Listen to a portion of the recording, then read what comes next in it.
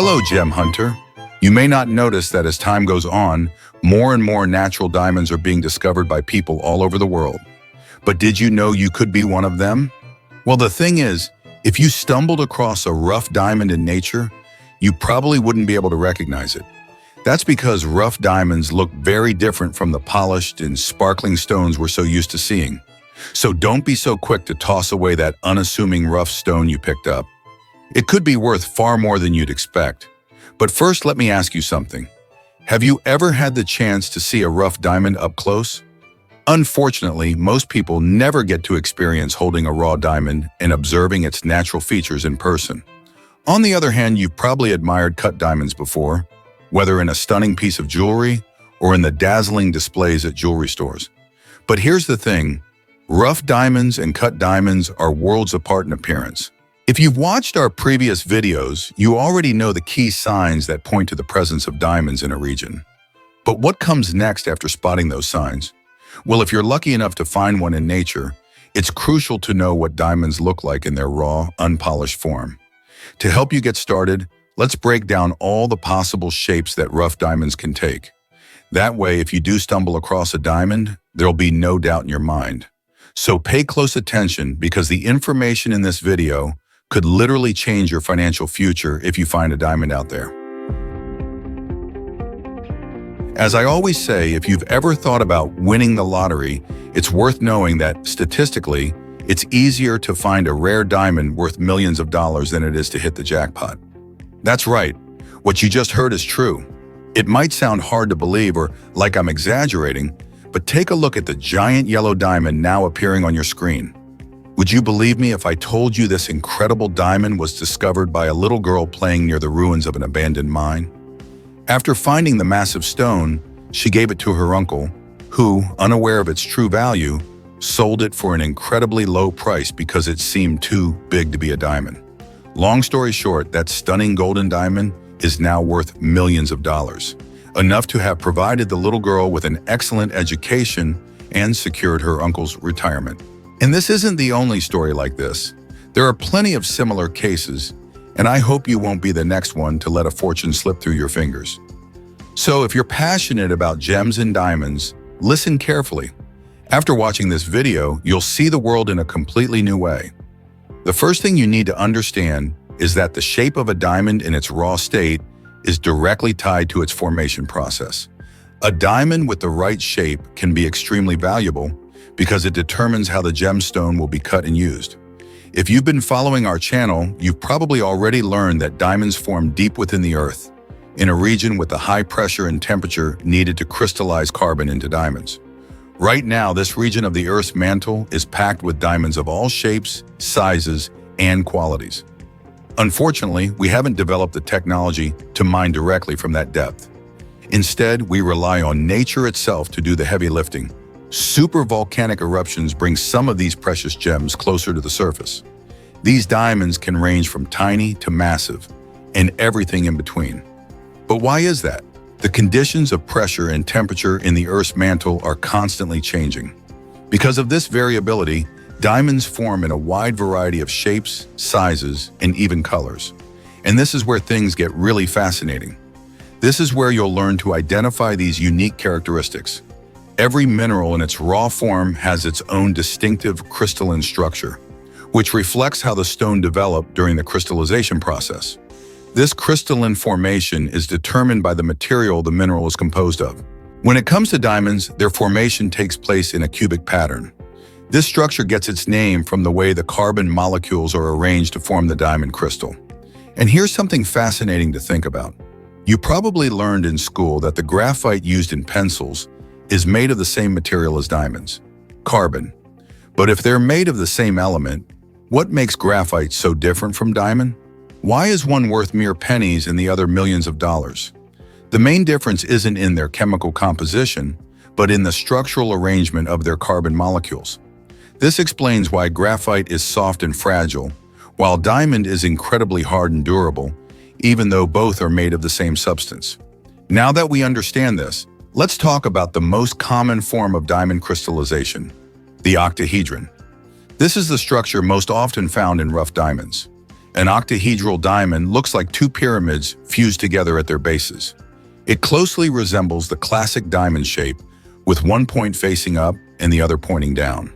However, diamonds aren't the only stones with this type of crystalline structure.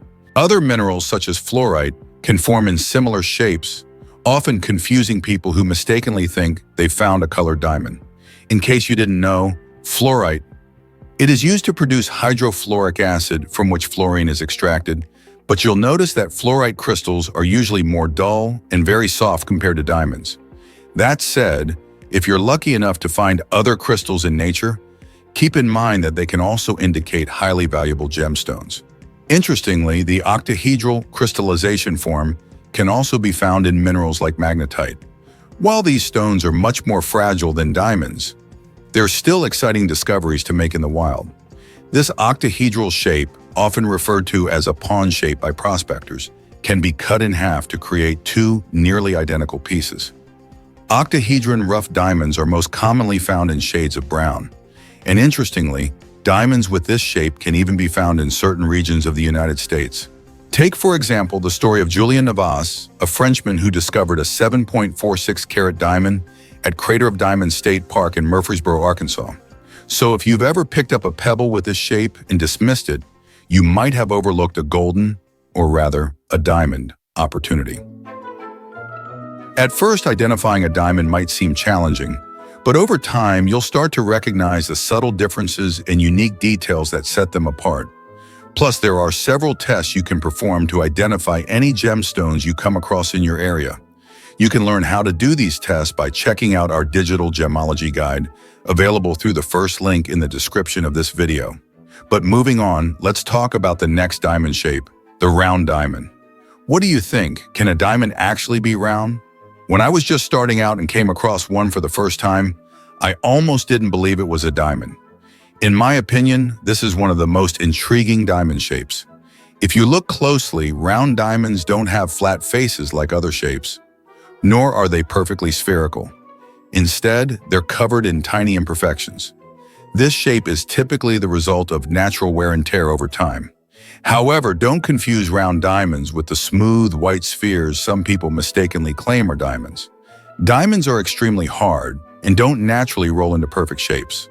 Rough diamonds will always display small imperfections and inclusions, making them distinctly different from polished, rolled river stones, which have no connection to diamonds at all.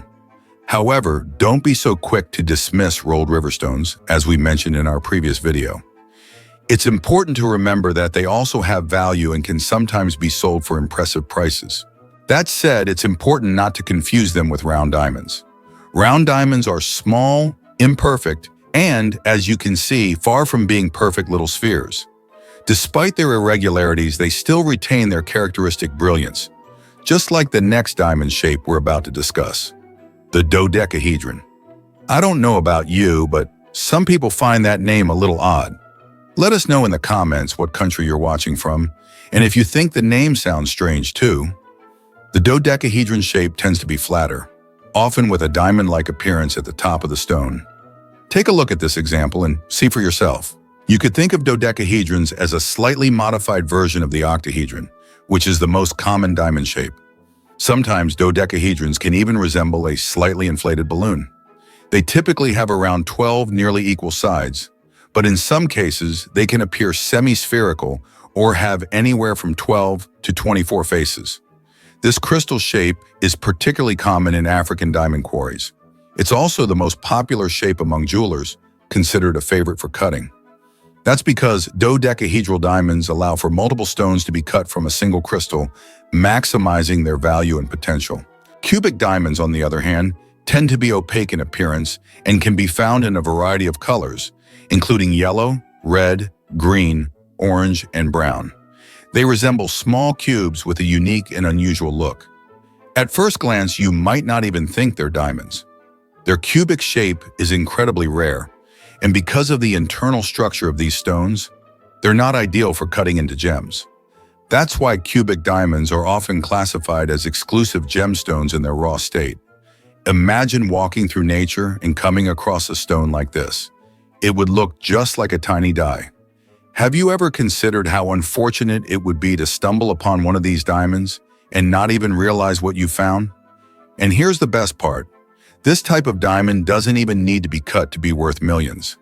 That said, in my opinion, the most striking diamond shape has to be the triangular ones, often referred to as macles. These rough diamonds are flat and translucent, featuring a triangular shape with smaller triangular patterns etched across their surface. This type of diamond is exceptionally rare and forms through a unique growth process deep within the earth. Cutting macles can be especially challenging, as it requires achieving the perfect shape while ensuring the stone has the ideal number of facets to create the signature refraction that makes diamonds so dazzling. Some of these stones are so naturally flawless that they look like they've already been cut, just like the one you see on your screen right now. Now, pay close attention. Unlike the geometric shapes we've discussed so far, which are quite distinctive, diamonds can also be found in completely irregular shapes. Some of these have been broken in nature due to random forces. Others might be as smooth as a highly polished stone.